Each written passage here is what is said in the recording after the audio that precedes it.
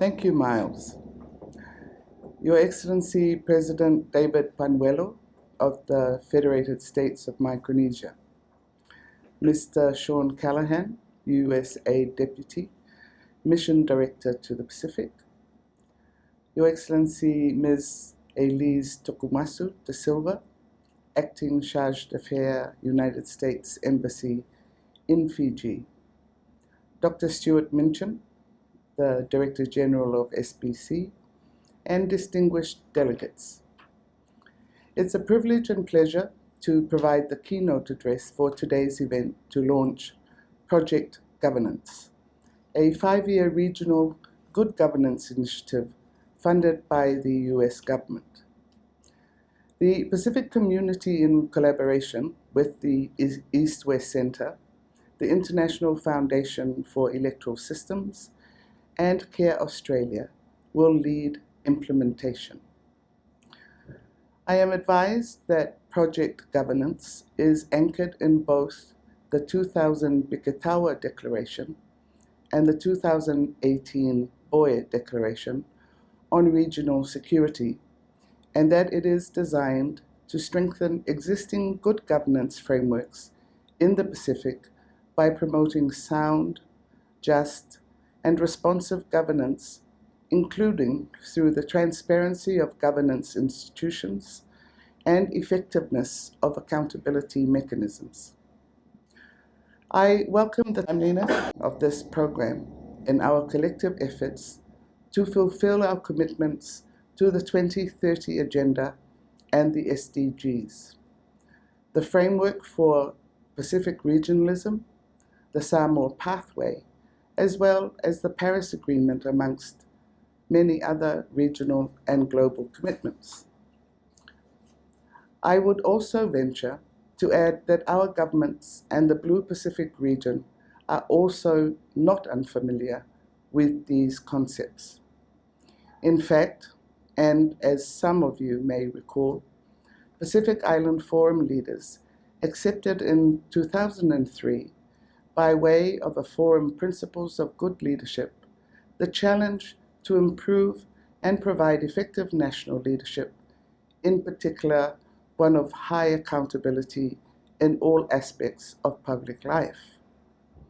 The 2003 Forum Principles of Good Leadership comprise 9 principles with respect for the law and system of government, respect for human rights, and respect for office being high among them. Additionally, and recognizing the links of good governance to economic growth and sustainable development, many of our Pacific Island countries today are members of the UN Convention Against Corruption.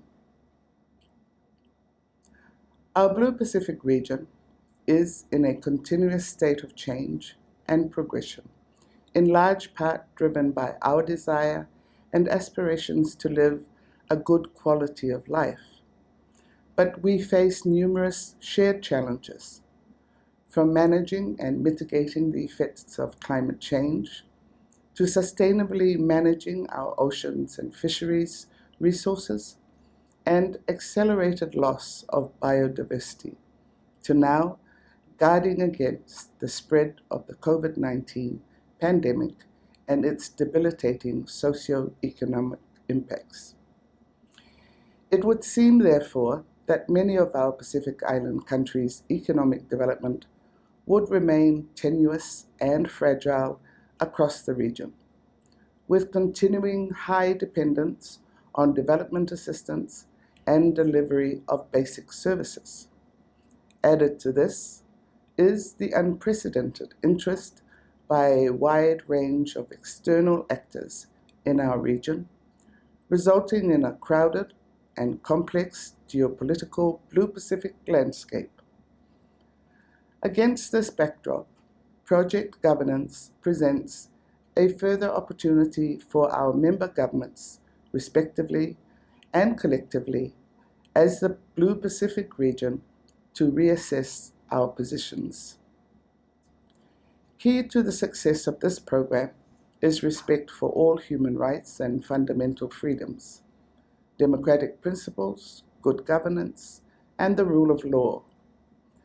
These are indispensable elements already inherently recognized in the constitutions and laws of our countries, in the declarations and statements of our Pacific leaders, in the agreements, visions, and values of our regional organizations, in our national budgets and development strategies, and in the everyday conduct of our relations with all Pacific Island countries, our development partners, and international organizations. As well, these elements are fundamental for the achievement of the program objectives of project governance. To mention a few, where public sector transparency and accountability is increased, where elections and political processes are competitive, accessible, and conducted with integrity, where an active, educated, and inclusive civil society is empowered, and where civic education for our Pacific youth is bolstered. These, in turn, can support our continued collective efforts to improve human development, sustainably grow our economy, and reduce poverty, improve gender equality, and enhance good governance, as well as political and social conditions for stability and safety. I expect that many questions will be asked as the program gets underway, one of which could be, what can we expect from this program that we have not already tried? There are no simple answers to such a question, as we know too well the constraints and challenges that we face in the implementation of work nationally and regionally. Many accounts of past work have established that the difficulties are real and that the results should serve to inform us of the circumstances and prevailing conditions in our respective countries. Governance and good governance hold different meaning to different people and governments. And this is particularly true in the case of our Pacific Island countries, with our strong and vibrant cultures and traditions.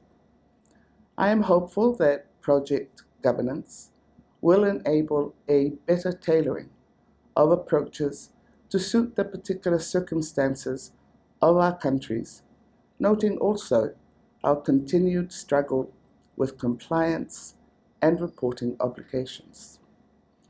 Importantly, I would encourage us to continue to explore the possible harmonization of traditional and present-day governance structures to not only benefit our Pacific peoples, but to support our traditional leaders in formal policy making. Our Blue Pacific region is relatively stable, notwithstanding our young democracies and varying good governance and human rights records. While the roles and functions of key institutions in our countries and our Blue Pacific region are functioning well, further efforts must be made to support and strengthen them to ensure that we continue to uphold the principles of good governance. In particular, integrity and oversight bodies must be empowered with resources and authority to effectively do their work. The events that unfolded following our general elections this past April created what many called a constitutional crisis. The passage of time from elections to today has been very difficult, and it will be recorded in the annals of Samoa's history as a journey of a mature democracy, which nonetheless served to divide and test the key pillars of our society, our faith, our culture, and the rule of law. However, less than a week ago, the Samoa Parliament passed the national budget, the first for my government, and 2 days ago I delivered my first statement as the first female Prime Minister of Samoa at the general debate of the 76th session of the United Nations General Assembly. That we were able to achieve these, notwithstanding the challenges we face as a country and people, is testament to Samoa's continued strong belief in the rule of law, democratic principles, good governance, and the protection of the rights of our people. Excellencies, there is much one could say on the value of traditional and contemporary governance, the rule of law, and accountable decision-making. But time is of the essence. Allow me to convey my government's appreciation and gratitude to the Government of the United States and the SPC for its invaluable support and assistance, and I look forward to the successful implementation of this program. Thank you.